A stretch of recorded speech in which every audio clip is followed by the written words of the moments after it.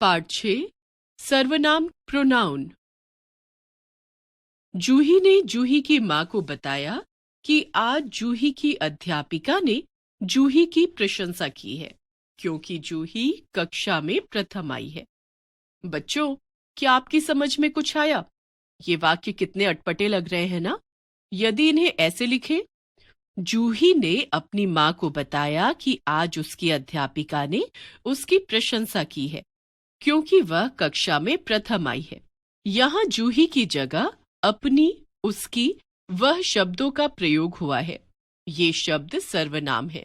सर्वनाम यानी सबका नाम।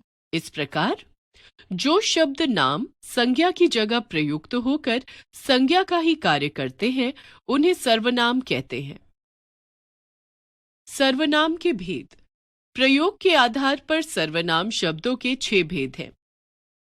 पुरुषवाचक, निश्चयवाचक, अनिश्चयवाचक, प्रश्नवाचक, संबंधवाचक, निजवाचक।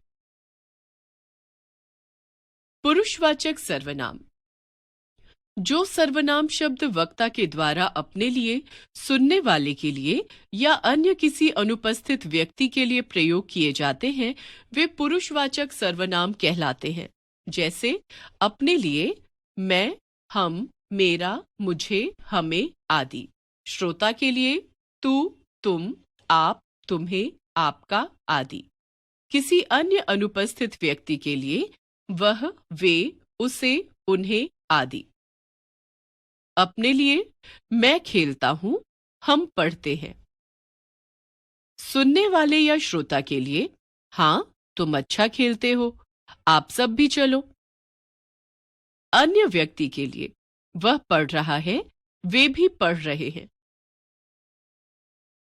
निश्चयवाचक सर्वनाम। जो सर्वनाम शब्द किसी निश्चित व्यक्ति या वस्तु की ओर संकेत करते हैं वे निश्चयवाचक सर्वनाम कहलाते हैं। जैसे रसोई की ओर संकेत करते हुए वह मेरी रसोई है। किताब की ओर संकेत करते हुए इसे तुम ले सकते हो। अनिश्चयवाचक सर्वनाम। जिन सर्वनाम शब्दों से किसी निश्चित वस्तु या व्यक्ति का बोध नहीं होता वे अनिश्चयवाचक सर्वनाम कहलाते हैं। जैसे देखो कोई बाहर है, खाने के लिए कुछ ले आइए। प्रश्नवाचक सर्वनाम।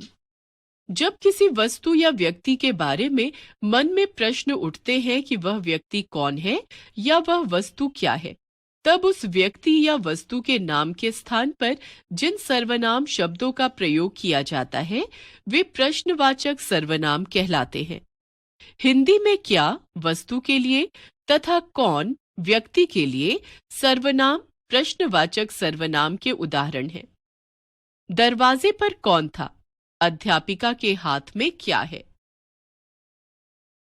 संबंधवाचक सर्वनाम।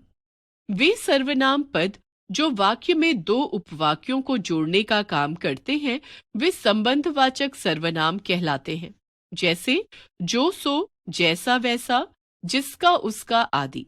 जो बोएगा सो वह फल खाएगा, जिसकी लाठी उसकी भैंस। निजवाचक सर्वनाम। जिस सर्वनाम का प्रयोग वक्ता वाक्य के कर्ता के लिए करता है वह निजवाचक सर्वनाम कहलाता है। जैसे स्वयं, खुद, अपने आप आदि। यह सारा काम मैंने खुद किया है, तुम अपना काम स्वयं करना। एक बार फिर से। वे शब्द जो संज्ञा के स्थान पर आकर संज्ञा का ही कार्य करते हैं सर्वनाम कहलाते हैं। सर्वनाम के 6 भेद हैं। पुरुषवाचक मैं, तुम, वह। निश्चयवाचक यह, वह। अनिश्चयवाचक कोई, कुछ। प्रश्नवाचक कौन, क्या। संबंधवाचक जिसका, उसका।